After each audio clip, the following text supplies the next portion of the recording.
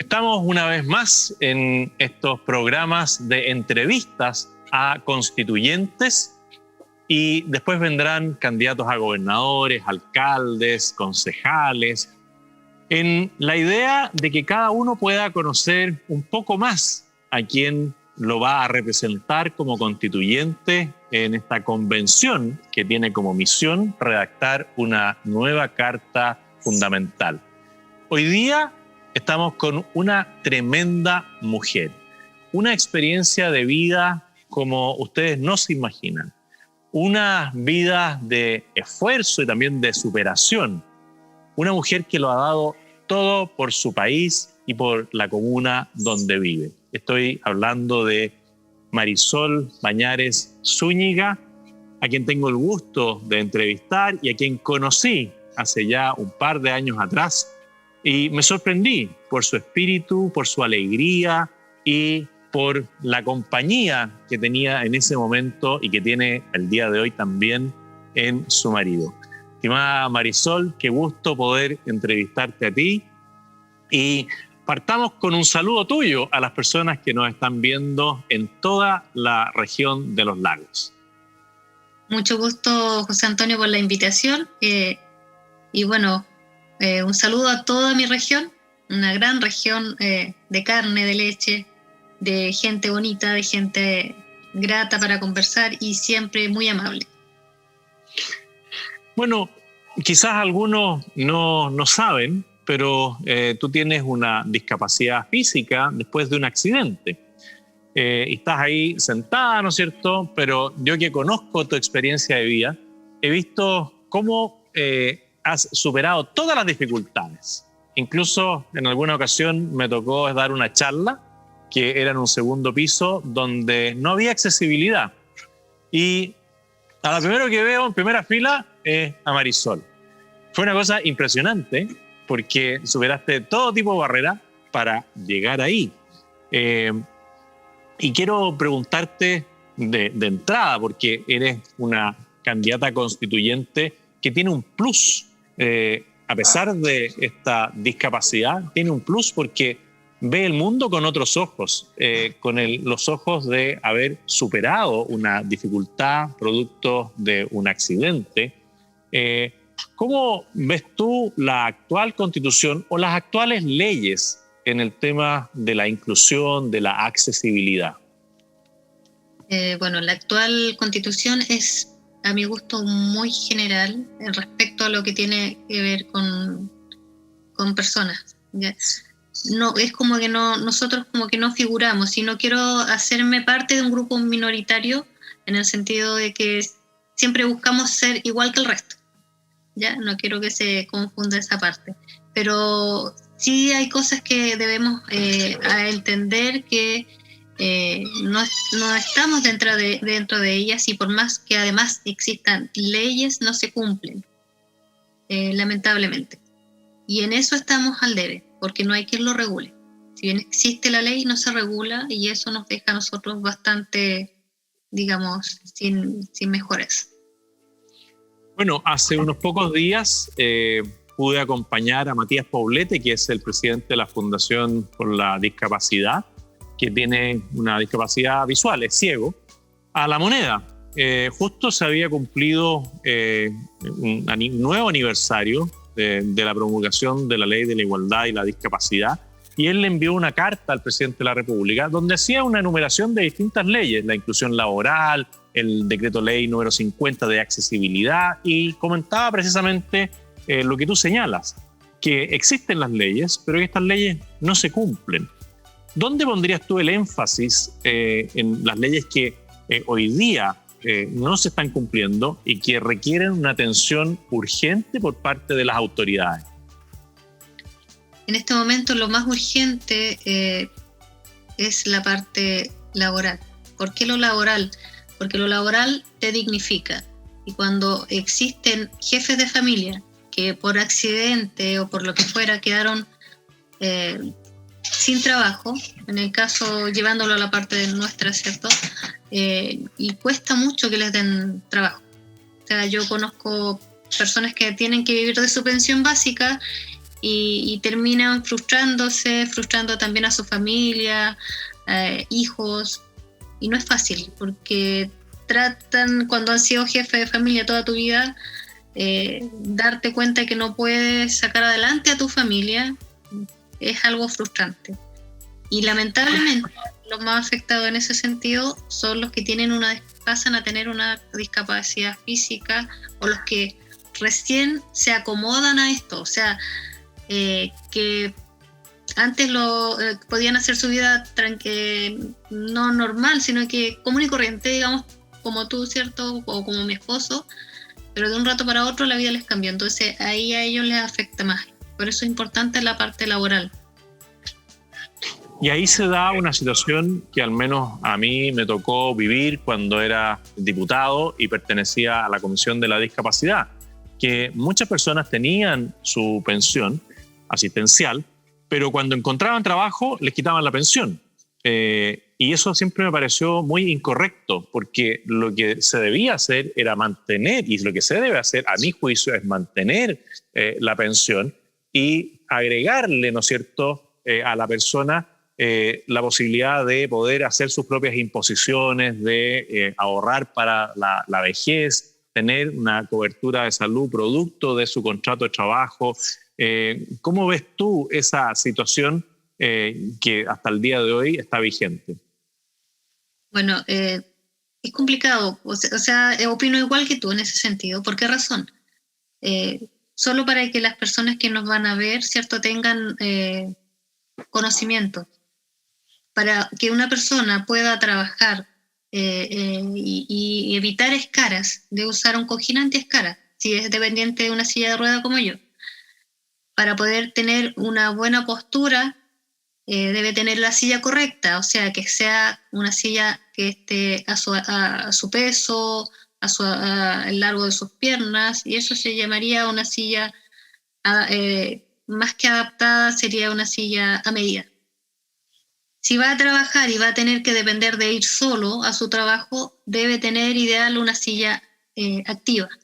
O sea, ya tenemos que cojín, silla activa, y que sea a medida. Y eso, por parte baja, son 1.600.000, que debes cambiar por lo menos cada 3-4 años para que tú puedas transitar bien. Entonces, un sueldo no te alcanza para eso, si tienes que considerar que tienes que mantener a tu familia. Y si a eso le quitas que si trabajas te quitan la pensión, peor aún. Sí, yo creo que esa es un área que debe ir revelándose a la ciudadanía para que todos vayan tomando conciencia de lo que sucede en muchas familias. Recordemos que cerca de 3 millones de personas en Chile tienen algún grado de discapacidad. Pero ahora vámonos a una parte distinta. Vámonos a tu niñez, a tu juventud. Tú naciste en Osorno, te criaste en la comuna de Puyehue, en Entre Lagos, y hoy día vives en Purranque. ¿Cómo fue el periodo de tu infancia? ¿Dónde estudiaste? ¿A qué se dedicaban tus padres? ¿Cómo llegaste después a vivir a Purranque? Bueno, nací en el hospital de Osorno, porque en Entre Lagos no hay hospital, y de ahí estudié en Entre Lagos. Mis padres se separaron cuando yo era pequeña, 9 años. Mi madre trabajaba en ese entonces cuando ellos estaban juntos, trabajaban vendiendo fruta. Ya al tiempo de temporada de frutas se iban a vender fruta al campo, vendían unas alfombras, recuerdo yo siempre, unas alfombras que salían a vender como en cierta forma puerta a puerta, pero en el campo. Me crié en la población Nuevo Porvenir, en Entre Lagos. Me siento orgullosa en cierta forma de poder contarlo, porque es una población social de estrato social muy bajo. Y cuando recuerdo o miro hacia atrás y veo que muchas personas han logrado muchas cosas, digo, no estamos tan mal. O sea, conozco muchos de mis ex compañeros de colegio, una escuela municipal, ¿cierto? que han logrado salir de la pobreza, y eso hace que uno se sienta orgullosa y que también se sienta orgullosa de los profesores que tuvo en ese entonces, porque yo sé y me consta, porque a mí me pasó, siempre nos tiraban para arriba y nos llevaban por el buen camino. Entonces eso no sé, no lo veo hoy en día, pero en ese entonces se dio, y eso creo yo que a ellos les debo mucho, de la Escuela Nuevo Porvenir, les debo mucho de lo que soy hoy en día. Increíble lo que tú señalas, porque en muchas escuelas de las comunas más rurales existían los profesores normalistas, y ellos siempre veían el lado positivo de cualquiera de sus alumnos y siempre le buscaban la potencialidad, que efectivamente hoy día no siempre se ve, y hay muchos mal llamados, no muchos, algunos mal llamados profesores que siempre, a diferencia de lo que tú dices, que te tiran para arriba, tiran para abajo y le dicen a los jóvenes, no, mira, tú no vas a llegar más lejos porque te estás educando en un sector más vulnerable. Qué bonito y esperanzador lo que tú dices, y qué buen reconocimiento a tus profesores. Y de ahí, bueno, ¿la educación media también fue en Entre Lagos o ya tuviste que moverte? Porque muchas veces las zonas rurales no cuentan con todas las posibilidades del desarrollo educacional. Y después, ¿cómo fue tu llegada a la educación secundaria?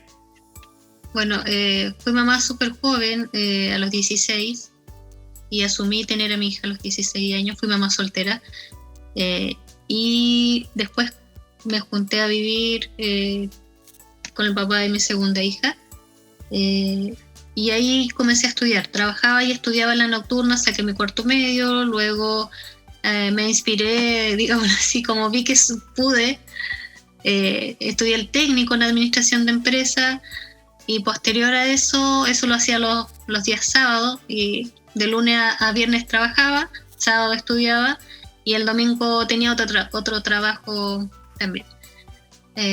Y después vi que logré ese objetivo y fui por la ingeniería en ejecución de administración de empresas. Y eso ya se pudo hacer de sistema e-learning, y cada fin de semana por medio tenía que concurrir a la universidad.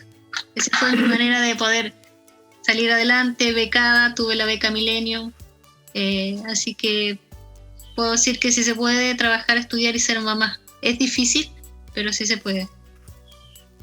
Bueno, claramente nos estás mostrando muchas historias de superación, porque yo partí comentando que eras una mujer increíble, que había superado la dificultad de un accidente que te había dejado con una discapacidad física, pero tu historia de vida es una historia de superación más que valorable, destacable, y que hay que dar a conocer. Y bueno, después ya de haber alcanzado esta meta de una carrera universitaria y ser ingeniera en administración de empresas, ¿cómo fue evolucionando tu vida después? Ya eras madre, ya tenías tus hijos, eras profesional. ¿Cómo llegaste a vivir a Purranque? Y separada, me olvidé de decirlo, porque mira, aquí se me puede juzgar y están en todo su derecho, pero yo me voy a saber defender, porque fui mamá soltera, ¿cierto? Sí. Después me junté a vivir jovencita, 18 años, pensando que era lo que debía hacer, en cierta forma como para dar un calor de hogar a mi hija, y a lo mejor es el error que cometemos muchas mamás. Tuve a mi hijita, la Feñita, y tuve una buena relación, fueron años de violencia que no me iba dando cuenta. Así que cuando terminé mi técnico me separé. Gracias a Dios me separé en ese momento, y estuve en el momento preciso de hacerlo. Después conocí a mi esposo actual, que es Roland, y nos fuimos a quien yo conozco, y un aplauso para Roland. Y lo seguía él se fue a trabajar a la carretera austral, y estuve 4 meses allá, y allá fue mi accidente de tránsito. Y ahí, como allá no hay terapia, nos vinimos a vivir acá a Purranque, donde eran sus papás. vivían sus papás. Mira, otro testimonio increíble, porque tú dices, sufrí violencia. Y lamentablemente muchas personas en sus relaciones sentimentales, de pareja, sufren violencia y se demoran mucho en darse cuenta. Si hay algo que al menos con Pía, mi esposa, siempre le inculcamos a nuestros hijos, es que nunca hay que aceptar, nunca, un maltrato, sea verbal, psicológico o físico. Y hay que pararlo de raíz al inicio, porque si no se produce una relación, es un ciclo, ¿no es cierto?, que cuesta mucho romper esa relación de violencia.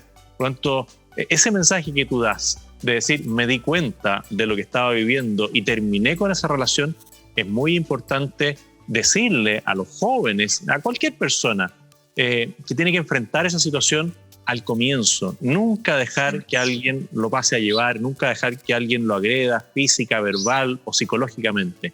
Y creo que ese testimonio también es algo que tú tienes que ir mostrando. Es difícil, porque son quizás recuerdos dolorosos en algún momento, correcto, pero vale la pena darlos a conocer. Sí, bueno, de todas maneras, yo creo que la violencia más compleja es cuando tú vives una violencia psicológica, porque la persona te atrapa de una u otra manera y te hace sentir como que tú no tienes nada mejor que él o ella, porque aquí no solamente el varón ejerce violencia, pero te hace sentir como que él, en el caso mío, él era como la única salvación, por decirlo así, y nadie más a mi alrededor me iba a apoyar. Entonces, pero ya llegó al punto de que estaba pasando a la otra etapa, no solamente psicológica ni verbal, a la parte, digamos, física, y yo dije, si no es ahora, si yo no arranco ahora, no arranco nunca. O sea, en ese tiempo habían habido muchas situaciones de muerte de mujeres, entonces yo me vi en ese momento reflejada, y fue ahí donde yo actué. Pero para llegar a eso fueron 8 años, entonces tampoco fue tan poco tiempo, pero gracias a Dios, y no fue más tiempo, porque pude haber pasado toda una vida. Pero qué buen testimonio de decir, mira, esto requiere un parelé. Quizás costó un tiempo, pero ese mensaje es muy importante para personas que inician una relación, que se espera siempre que sea una relación sana, una relación que eleve la condición del otro.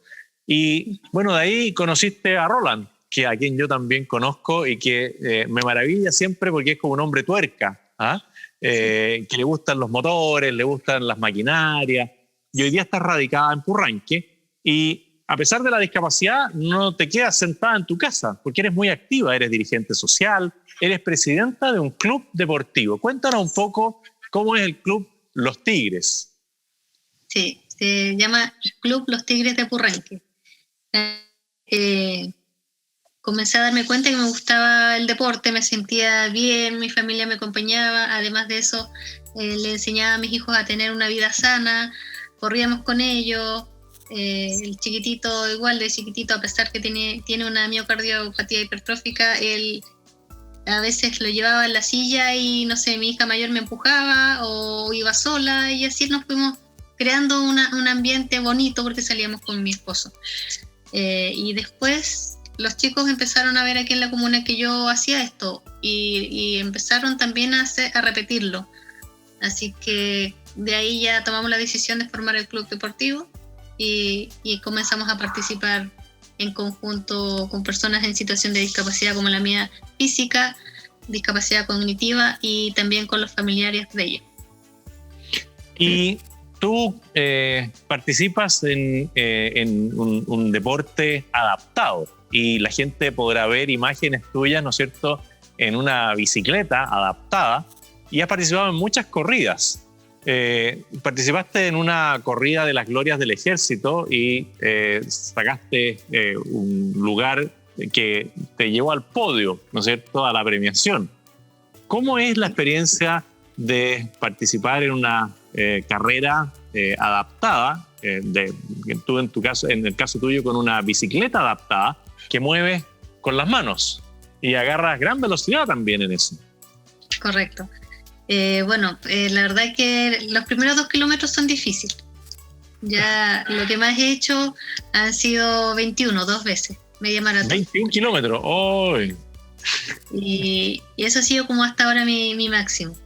Pero cuando ya vas en los últimos 2 kilómetros de los 21, o en el caso así, cuando ya te toca llegar a la meta, sea 21, sea 5, o sean 10, los últimos, digamos, kilómetros, los últimos 2, ya son, qué rico voy llegando, pero me costó adaptarme porque en las primeras corridas aquí en mi comuna nadie quedaba esperándome porque no estaban acostumbrados que una persona que corriera como yo, digamos, en una silla adaptada, por lo tanto yo siempre me demoro más que el resto.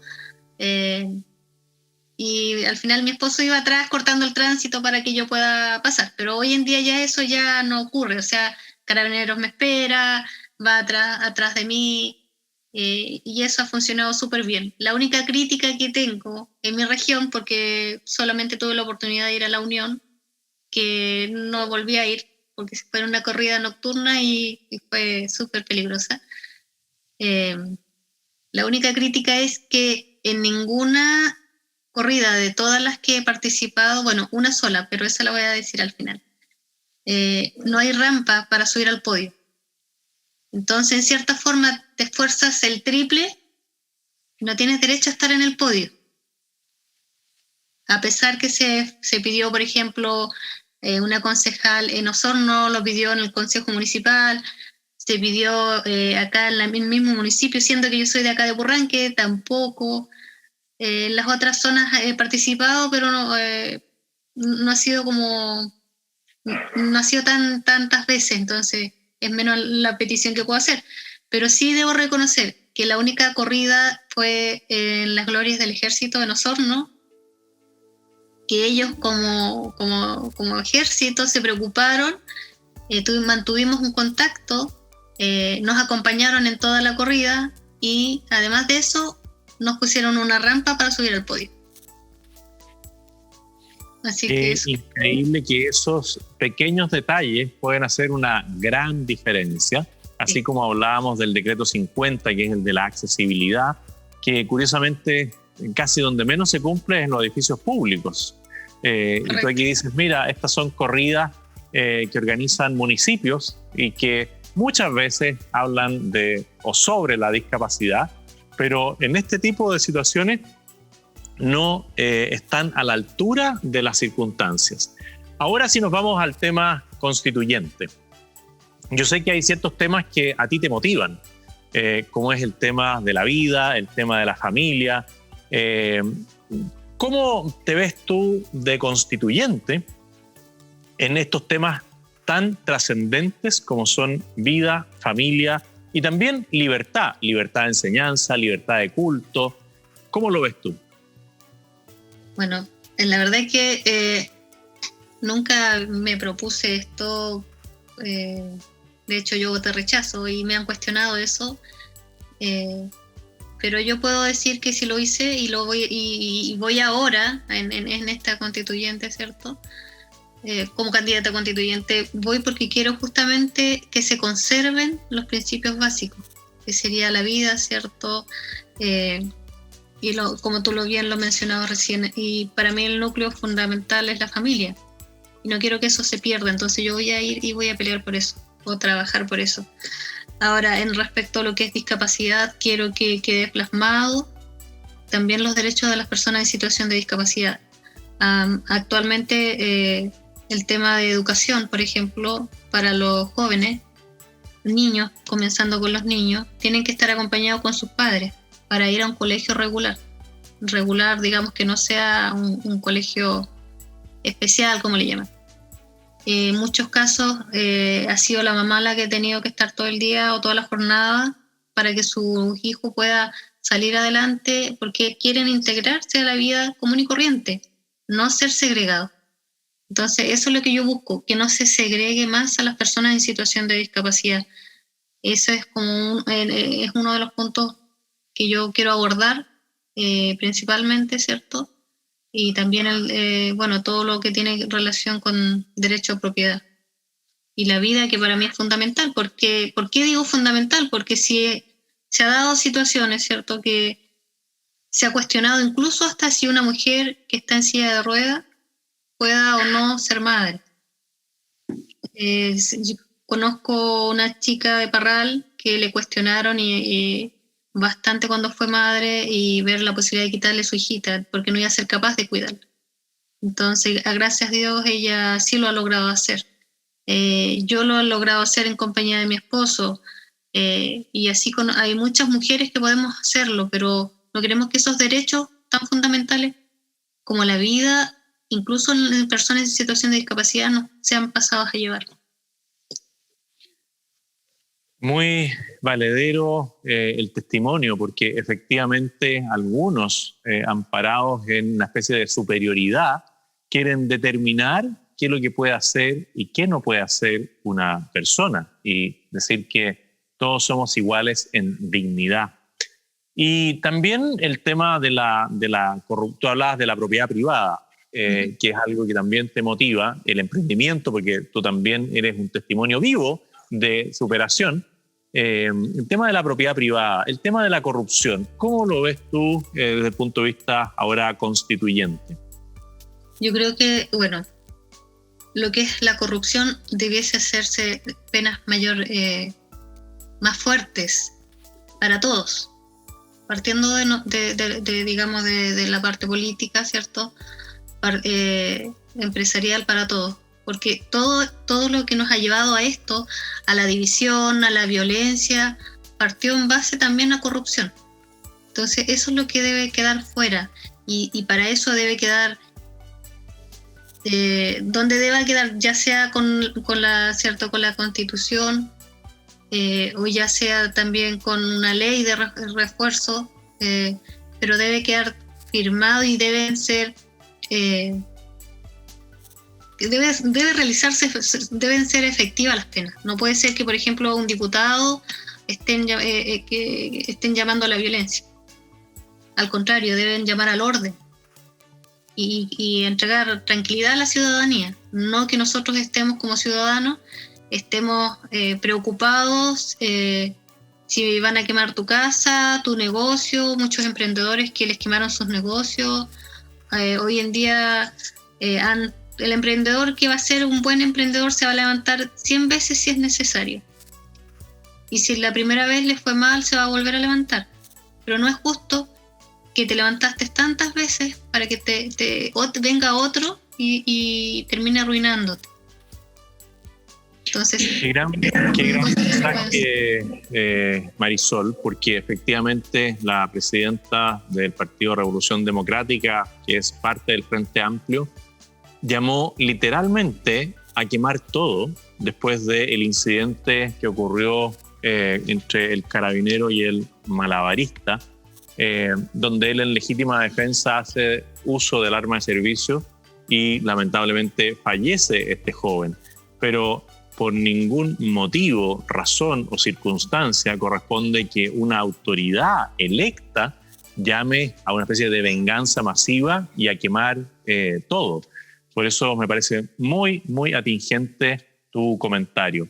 Ahora, para ir cerrando, si yo te dijera, ¿cómo le dirías a las personas en 30 segundos, en un minuto, cómo le harías un llamado a que voten por Marisol Pañares Zúñiga para que sea su constituyente? Yo tengo claro que tu candidatura es muy importante y que hay que votar por personas que tengan este espíritu de superación como lo tienes tú. Pero ahora hazle tú una invitación a tus vecinos de Purranque y a todas las personas de este gran distrito, y voy a leer las comunas, algunas me las conozco porque en algún momento fui precandidato a senador en la zona, no se llegó a concretar, pero conocí a cabalidad cada una de las comunas de Fresia, Frutillar, Yanquihue, Los Muermos, Osorno, Puerto Octay, Puerto Varas, Purranque, Puyehue, Río Negro, San Juan de la Costa y San Pablo.